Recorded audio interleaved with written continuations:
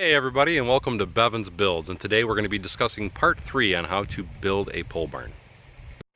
Now on today's progress report for the pole barn, first of all, in my last video I did cover all the rough-in plumbing in depth, but just to show you again, that is my rough-in plumbing, this is my vent, and then what I also did is I ran a water line and a gas line, and then over here I have my Schedule 40 for my electrical panel.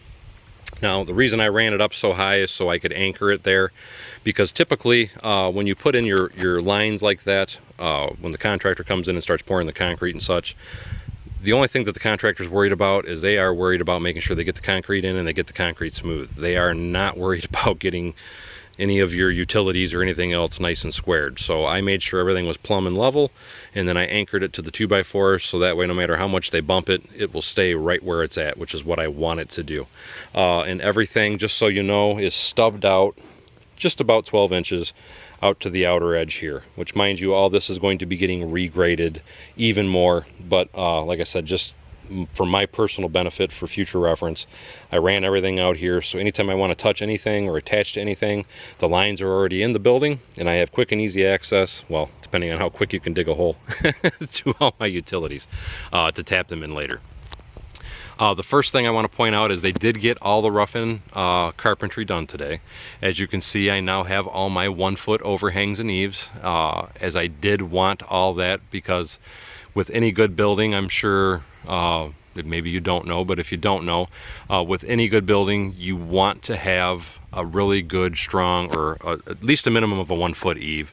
Some people even prefer to have a 2-foot eave. I just went with a 1-foot eave, and the reason that you want to have that 1-foot overhang on your edge of your building is as it's raining, you don't want the water running down the side of your building and coming right to the ground and hitting here, because what that will happen, or what it'll cause, is as that runs down, it will start to erode the foundation, it'll erode the dirt away, and it can cause problems for you in the future. So to me, the best thing to do is do the 1-foot overhang, and just to make sure that it stays nice and clean and safe, is you even can run a gutter along the front of it. That's something I'm going to have to do on my own at a later date, is run the gutters. That's not one of the things that I had added into the cost. The other thing that you can see that they did is they did frame in the windows. The windows are going to be 36 by 36, and I did 2 on this side and 2 on the back side. Now, me personally, I might even relocate these at a later date, but me personally, I would rather have been a little bit away from the post, but seeing as how I wasn't at home to explain that to them, I am going to leave it right where it's at, as it is probably going to be more stronger, or have more strength having it against the post like that for the window. But I mean, and it really doesn't matter. Generally I would have put it more towards the middle of the building, but like I said, it is stronger doing the window the way that they did it, because you're right against the post is already squared, it's plumbed, so all they have to do is square the window off that beam, and then they should never have any difficulties at all. The other thing that, actually, looking at it, I think that's, oh no, I can show you something on the inside. Let me walk around. The other thing that they did do today is they came through, and for all the joists to help connect them, not only do they have the purlins on the top of the roof, which is what the metal roof is going to be riding on, they also ran the, oh, I'm sorry, I am horrible, because I forgot the actual term that they use for that. But anyway, they ran the boards to connect the lower runners, I think is what you call it, to connect the joists together, so that way they stay squared and they stay at the 4-foot gap that they are set up at. Because my entire roof line, all the joists are set up on a 4-foot, 4-foot on center is what all the joists are at, and then all the posts are at 8-foot on center. Anyway, like I said though, that believe it or not, it doesn't probably look like a lot of progress, but it actually is a lot of progress for one day.